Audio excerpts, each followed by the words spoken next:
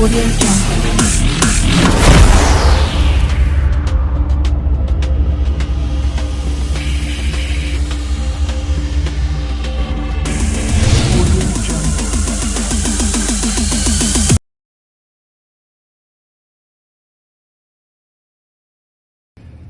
Howdy baseball fans, welcome to another exciting episode of Baseball Now. I hope everybody out there is having a great and fabulous Monday. Well, we had another exciting week last week. We had another couple of upsets. We had another team continue on its downhill track and slide. And we had a couple of teams get into the win column that haven't lately. So we got a jam-packed action show for you this week. We're going to turn over just a minute to our lead analyst, Thomas, in the Atlanta, Georgia studios, where he's going to have our weekly rewind and our look ahead. And we got a few other great segments for tonight on the show. We've got the Hot and Who's Not, and we got the playoff preview, as well as the power rankings, as always at the end of the show. So I am your host, Scott, and let's get started on this fabulous, packed episode of Baseball Now. Thomas, how's it going in that Atlanta studio? All right, folks, let's go ahead and take a look at that Week 13 recap. So the theme of last week, Week 13, upsets everywhere. Everywhere there was an upset, pretty much. So let's go ahead and take that look. So the first game we're going to look at, the Georgia Dominators, that's myself, and just a little crazy, that's Dan. So the Georgia Dominators, 557 points. They moved to 8-5 on the year. And just a little crazy, Dan at 475, he moves to 7-6. This is a huge game for a couple of reasons. The Dominators move ahead of Dan with a better record, and in case there's a tie for a playoff spot, right now that series is tied at 1 apiece. And so that is crucial in the playoff seeding tiebreaker, head-to-head and points for. Those are crucial. And so this is a good, big win for myself. I needed this win. This game all week was interesting. Pretty much until Friday, Dan was not, I wouldn't say Dan was in control, but I would say Dan was out front. And then Friday, Saturday, and Sunday, the Dominators just completely dominated the weekend in impressive fashion. A lot of points, a lot of good pickups. This week was kind of about who picked up what and who, and what they did and what they did not do. We'll have more on the did not in a couple of games from now. Bailey Ober was picked up by the Dominators for Saturday, complete game, 51 points, which was crucial. That was really a crucial performance to help the Dominators along the win. This game was actually, though, a 40-point margin on Sunday. And so this game was actually pretty close. And it matched up really well. You had two good starters from Dan, and two good starters from the Dominators. So it matched up interestingly. Let's go ahead and take a look at the top performers for this game. For the Dominators, the top performers, Sonny Gray, 63 points, Skeens at 60, and Ober at 51. For just a little crazy, Pablo Lopez, 56 yesterday. A really good outing for him that really closed the margin up a lot on this game. Green at 35 and Lewis at 34. And that's the look at the Dominators versus just a little crazy. Now let's go on to another game. I wouldn't consider that game an upset per se because both these teams had the same record, so we're going to throw that out. I wouldn't consider that an upset. But this game I would consider an upset. Greg, the Demon Duck Lindsays, fall to Jackson's Warner Robin Bombers. Jackson's Warner Robin Bombers at 498. They moved to 3-10 on the year. And the Demon Duck Lindsays, Greg at 473. He moves to 9-4. You can ask the question, was Greg looking ahead to this week's showdown with the Express? it's quite possible. Also, the Express got caught looking ahead too. Interesting game. This is one of those that could be a fluke, or it could be a pattern for Greg, or maybe Jackson can get on that run, and get some wins under his belt. Let's take a look at the top performers for both teams. Myers for the Ducks, 51 points. Schwarber at 46, and Gunnar Henderson at 44 points. Let's take a look at the Bombers' top performers. Sanchez at 62, which really kind of hurt Greg in this on this week.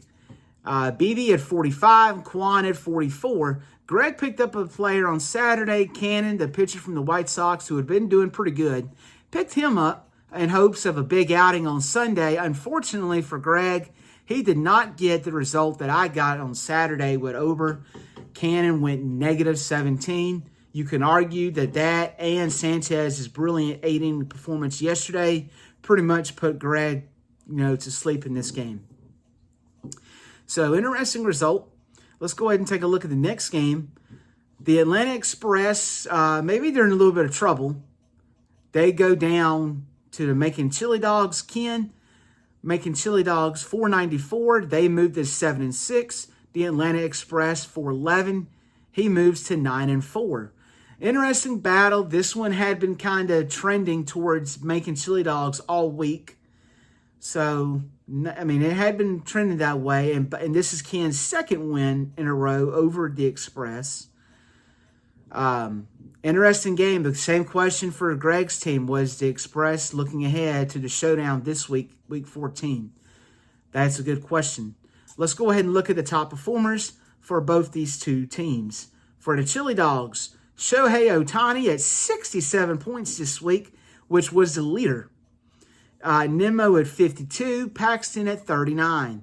Let's take a look at the Express. Harper at 50, Valdez at 46, and Zach Wheeler yesterday at 39 points. Interesting game here. The Chili Dogs, they did not use their starting pitching limit of 12, and they've been in this pattern all year where they haven't used every starter that they could. And they're still racking up a lot of points. That just tells you if Ken can find some pitchers, in which I will say that sometimes there's not a lot of good options out there on the waiver wire to pick up. Sometimes it might be best not to pick up a scum, and lose points. But this team could be if this team can find a way to sneak into the playoffs, this could be a very dangerous team. Very dangerous, especially with the hitting. Let's go ahead and take a look at the upset of the week, and I wouldn't, maybe more than upset, a pretty good thumping. The Gatlinburg Cubs at Scotty at 575 points over the Wildcats. Tammy at 377. The Cubs, they moved to 2-11. The Wildcats dropped to 7-6 in a three-way tie with Macon Chili Dogs and Dan for that last playoff spot. Big win for the Gatlinburg Cubs. Maybe they can get on a roll a little bit. They've had some close games this year that they've lost that could go either way. That's just like the Dominators. They've had some close losses. If you flip them, the record could be totally different. The Cubs are still a fierce team, as we just saw this week with them putting up nearly 600 points. You can't fool around and take the Cubs for lightly. As last week's game was close, the gap closed tremendously between myself and Scotty's team. On Saturday, that gap closed, and on Sunday, I was able to kind of open it up. And so, you can't take the Cubs lightly. And this is one of those games that the Wildcats really, you can't afford to lose. That's just like the game coming up this week. There's some games that some folks just cannot really lose if you're wanting to stay in the playoff race and have a chance to win the championship. Let's take a look at the top performers for this week. For the Cubs, Naylor, 47 points. Max Fried at 44. And Reynolds at 43. Let's go ahead and take a look at the Wildcats. Lododo at 37. Peralta at 36. And Santander at 36 points as well. We had an interesting week. Week 13, some upsets, some big changes. So, we'll have to see what Week 14 brings. That's been your Week 13 recap. All right, folks, let's go ahead and take a look at this week, Week 14. So we got a couple of showdowns this week, a couple of interesting ball games. The first one we'll take a look at is the Warner Robin Bombers. That's Jackson, and he's at 3-10 versus the Georgia Dominators at 8-5. Jackson fresh off that win over the Demon Ducks, Greg, last week, and the Georgia Dominators fresh off of a huge win against just a little crazy Dan. This is an interesting ball game. The earlier matchup between these two teams came down to 40 points, within 40.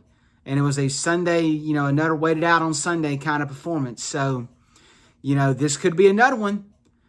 This could be another Sunday, wait on Sunday. Or it could be, we just never know with this game. Let's go ahead and take a look at the Macon Chili Dogs against the Gatlinburg Cubs. The Chili Dogs, that's Ken at 7-6 versus Scotty with the Gatlinburg Cubs at 2-11. This is one of those games that if you're Ken, you really got to have this one. Just like the Wildcats last week when they fell to the Cubs. These type of games right here, if you're looking for that playoff run and to get inside the playoffs, these are the games that you really need to add in the win column. You really need to add the win just to be able to keep adding W's on your record. For Scotty, this is another opportunity to get 2 in a row. He's got another chance to, he still can make a run. I'm not going to say he can make a playoff run, but if he were to win 9 in a row, he would be 11-11 for the year, which would be pretty astounding considering, what he started out with on his losing streak. So that would be interesting. Now, I don't know if Scotty can get that done, but he still has got a chance to wreck some teams' playoff runs and knock them out of the playoffs, especially with last week's 575 point that he put on the board. So this is an interesting game. Like I said, if you're Ken, you really got to have this game. You really got to have this one. You can't let Scotty get away with beat you on this game. We're going to look at the game that could be a very good playoff match. Dan won this game already earlier in the year, kind of going away. Just a little crazy. Dan against 7-6 against Tammy the Wildcats, also 7-6. This is an important game for both teams. Dan owns a 1-0 lead. If he were to win this game, he would go to 2-0, and that would be a big tiebreaker advantage. If the Wildcats were to win this game, the series would be tied 1-1, and the Wildcats would own the points for a tiebreaker over Dan for a playoff spot. So to say this one, there's a lot of at stake on this ball game right here. And it should come down to a pretty good ball game, you would think. Two evenly matched teams, two good managers. I'm interested to see the Wildcats. They've taken losses a couple of weeks, but they've seemed to bounce back in a big way the following week. So it's like they're in a pattern right now, win one, lose one. This will be a really good time to continue that pattern and to pick up a win over Dan. But right now, we're going to focus on the game of the week, the showdown, what everybody was looking forward to the last 2 weeks. But I think the Express, Ruben, and the Demon Ducks, Greg, I think you can ask the question, were they looking ahead to this week's showdown? You've got the Atlanta Express, Ruben, at 9-4, and you've got the Demon Duck, Lindsay's at 9-4 as well. This is a crucial game. If you're the Demon Ducks, you can even the series right here and take the tiebreaker out, and you would be a game ahead at number 1 seed if you were able to win over the Express. If you're the Express, you beat the Demon Ducks. You're able to take a 2-0 series lead, and you've got points 4 over the Ducks. So you've got a lot of tiebreakers. You've got a 2-game lead, and for the number 1 seed, which could be crucial coming down to it. But quite honestly, though, just get into playoffs. That's the motto. You just get into playoffs, anything can happen. So really, who's 1, 2, 3, or 4 really doesn't matter. It's all about matchups to who do you want to face and who do you not want to face as you get into the playoffs, knowing there's certain teams that could be a danger, a roadblock ahead. But this is a crucial game for both these two teams in the standings, the seeding. This game last time was close all week until the Express kind of ran on Sunday away with it. Had some home runs and some big pitching on that Sunday. Ran away with it. It was an 80-point margin of victory for the Express. This one could be headed that way again. It could be another Sunday showdown. I do think it will be. I think it's going to be I'm not going to put a prediction on this game because I don't have a rooting interest in this game. So I'm not going to put a prediction, but I will say that this will come down to another Sunday Classic showdown again. And that has been your Week 14, this week's schedule. We'll see what happens. Anything can go. This is fantasy baseball. It takes a lot of skill, a lot of luck. And, you can roll that dice and you might roll up sixes this week and might be able to, cruise a victory on any of these teams. You just never know this week. But that's a look at your Week 14. For that great weekly 13 weekly rewind recap and our Week 14 look ahead. I'm here in the Cash and Sports Lab where we look at all of our upcoming trade rumors and any trade deals that come down. Unfortunately, this week has been kind of quiet. We do not have any trade deals or rumors to talk about. Just a few small waiver wires to pick up. But an ongoing topic we have discussed earlier in our shows a couple of weeks ago, we might look at again, and I'm hoping Thomas picks it up on his bullpen episode this Thursday. The pitch clock. Is it causing pitchers' arm injuries or not? Unless nobody has heard, the Atlanta Braves had another pitcher, Ray Kerr, a left-hander who's done some starts for them and mostly out of the bullpen, went under the knife with Tommy John surgery again. So that's another pitcher out this year. There's been injuries from coast to coast, and people has to start wondering, is it the pitch clock? But that will be a topic on next week's show and hopefully the bullpen on Thursdays. Now, I do want to take a chance to remind y'all to please hit that like and subscribe button if you haven't. Like us on Facebook at Cash and Sports and our main parent company, East Tennessee Media. Now, let's get back to Thomas in that Atlanta studio with his Who's Hot, Who's Not. All right, folks, let's go ahead and take a look at who's hot and who's not for this week.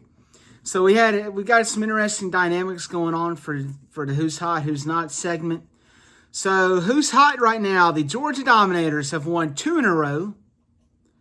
And I'm going to go ahead and put out a couple other people that have won. That I'm not going to say that they're hot because they've only won 1 game. In my opinion, if you're hot, you need to win multiple games. Give a shout out to the Chili Dogs, to the Warner Robin Bombers, and to the Gatlinburg Cubs this week. Let's take a look at who's not. Well, one team at the top that's lost 2 in a row that could be going for a triple loss in a row, the Atlanta Express, Ruben. And I'll go ahead and put a shout for the losers this week too. The Demon Duck Lindsays have just lost 1 in a row. These teams have lost just 1 in a row. The Demon Ducks, the Wildcats, and just a little Crazy Dan. So, really not a lot of who's hot, who's not this week. But there's some chances we could see the Dominators win 3 in a row. They could be getting on their run that they usually get on. You've got the Express could be coming down a little bit. But the showdown this week between them and the Demon Ducks, interesting. But that's your segment on who's hot and who's not. That was a great who's hot, who's not, and a perfect playoff picture. Now I'm here in the Cash and Sports field. Well, we're going to take a look at this week's Power Rankings, brought to you by East Tennessee Media. Coming in the number 1 spot for the 2nd week in a row is the Demon Ducks, who are 9-4. Followed by the Georgia Dominators, who rise up to number 2 at 8-5. Followed by the Atlanta Express, who have fallen into that number 3 spot with a 9-4 record after they had a tough week last week. Followed by the Macon Chili Dogs at number 5 with a 7-6 record. Then you got just a little crazy, who is also 7-6. The Gatlinburg Cubs, On a little bit of a hot tear of a 500-point victory against the Wildcats, have risen from the number 8 spot in recent weeks all the way up to number 6 as they steadily work their climb up to that top 5. The Wildcats have fallen from good graces. Remember, at the beginning of the year, we had that stretch where the Wildcats were number 1 for 4 or 5 weeks in a row. They have dropped all the way down to the cellar in the number 7 spot at 7-6, followed by the Warner Robins Bombers at 3-10 in the number 8 spot. That's been your look at this week's power rankings. I hope everybody enjoys it. Look forward to week 14 power rankings. That's all we have for today's show. I'm your host, Scott. I hope you enjoyed it. For Thomas, our lead analyst in our Atlanta, Georgia studios, I hope everybody has a great week. Look forward to seeing the bullpen Thursday right here on Cashin Sports Facebook and YouTube. Again, be sure to like and subscribe to both of our pages and both of our YouTubes. This has been a East Tennessee Media and Cashin Sports Productions. I hope everybody has a great night and be safe. This has been a production of Cashin Sports, a division of East Tennessee Media.